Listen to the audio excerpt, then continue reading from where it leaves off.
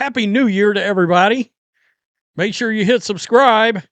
Look, I don't know how it is in everybody else's area, but I said this in a football video earlier. In our area, we've got actual local lawyers that provide rides to people that may or may not be shit-faced. Yeah, tonight. So, I don't know if you can call it Uber, whatever. Just get home safe. Don't drive drunk, all that. All right. So, Caitlin Clark, in a little New Year's Eve surprise, is on the New Heights podcast with Travis Kelce and Jason Kelce. Now, we all know she's a massive fan of Taylor Swift, of whom that, of course, Travis Kelce's going to marry.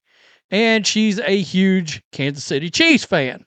Not surprising, she's going on New Heights. But while she was on there, of course, and I have a suspicion multiple videos are coming out of this podcast episode, but she decided to explain her decision to go with Nike. Now, a lot of us has been like, we wish she would have went with somebody else for all kinds of reasons. Whether it's Nike's heavy involvement with China, I don't love it. I didn't love it with LeBron. That's been an issue. The NBA, yada, yada, yada. The fact that they just seem to drop the ball forever with Caitlin Clark as a brand. Right? I mean, how do you not have her official logo out and ready when she walks into the league? I don't get it. It's baffling to me. Like, you've had forever to work on this while she was still in college. And of course, everybody is awaiting her signature shoe, which rumor has it will drop around the time the WNBA season drops, provided there is a WNBA season. But anyway, nonetheless, she explains her decision to go with Nike. This guy's insane. Let's get back to Nike though. I gotta ask some questions because I'm such a huge sneaker fan.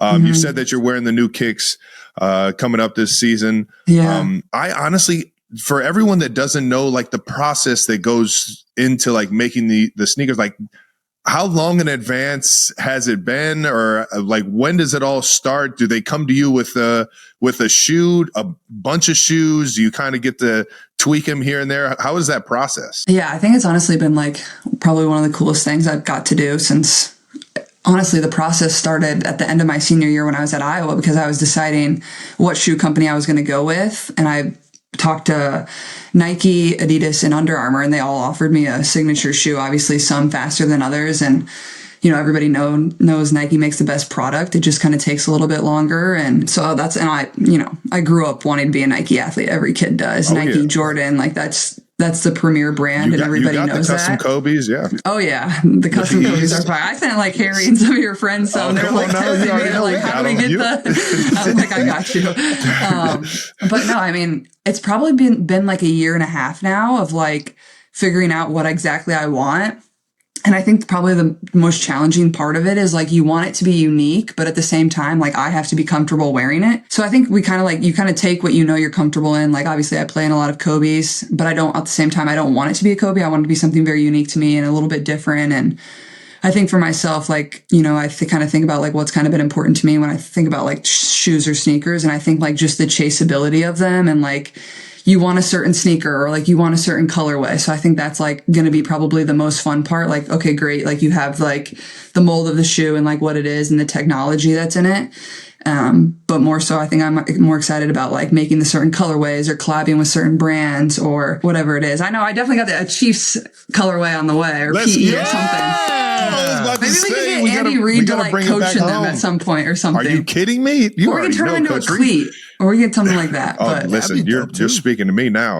I'm game. It's so cool because a lot of like you're doing exactly what like I've always dreamed of doing in terms, because everybody that plays a sport or definitely is a hooper like dreams of having a signature shoe. Like it is the coolest shit ever. But I remember LeBron came out with his first signature shoe, and it was like he had this Hummer in high school, the notorious Hummer, and he kind of like shaped or like made the shoes kind of resemble a Hummer's like look and model and everything like that. Like when it comes down to like it being true to you, I can't wait to see exactly what this thing looks like. And you already know I'll be the first one in line to get them. Yeah, no, it's going to be cool. And it's okay, I'm going to stop it right there. You guys can go watch.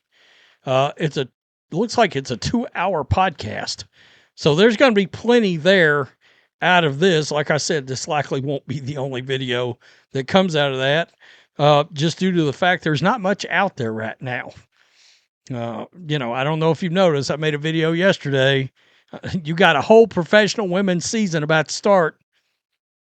It's crickets out there. But I can understand because I can understand wanting to go with Nike, and she brought it up. She dropped that name, and that name, of course, is Jordan. There was a time when I thought Nike was the end-all be-all of all sports brands. It wasn't until up till just a few years ago I really decided I wouldn't buy too many more Nike products or even buy any Nike products. Now I've got a couple of her shirts, and I don't know if my Sophie Cunningham shirt's also a Nike shirt. I don't know. It's a official Fever shirt, yada, yada, yada. But she relates basketball shoes to the GOAT, Michael Jordan. And I think we all suspect that's sort of where she's headed. So she put the Nike part together with her brand, and I get it. I get that part. She wanted to be with Nike, and because, well, it was Jordan, right? By the way, and I did not make a video on this, but evidently Steph Curry was furious with Under Armour, because that's who he's with, that they did not land her. Like, he was angry that they were not able to land Caitlin Clark, and so they could get her signature shoe, and I've said before, I think her game is similar to Steph Curry's,